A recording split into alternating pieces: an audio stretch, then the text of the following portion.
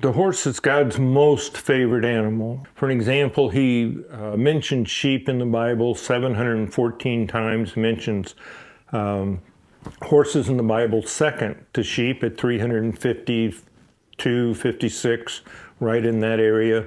And then the next one comes down as cows and bulls at 85, and then dogs at 41, cats 0, right?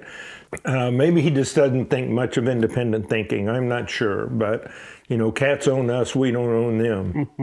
So anyway, assuming that the horse is God's most favorite animal, and he's sitting there, he says, I think I'm going to design my most favorite animal. Well, he's gonna end up putting in some of the characteristics in that animal that he likes the very best.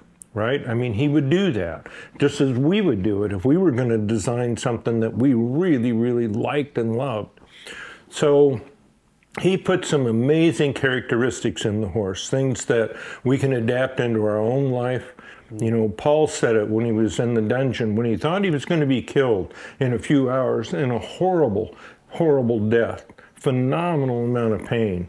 And he turns to the other Christian sitting beside him and he says, I am at peace.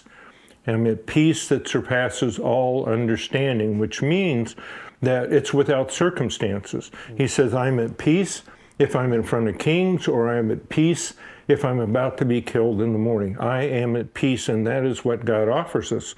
Well, actually, that's one of the characteristics that God put in the horse, and it becomes a tremendous training tool. Sonny and I were talking about that yesterday, and it's when you learn that what the horse wants most in his life is peace.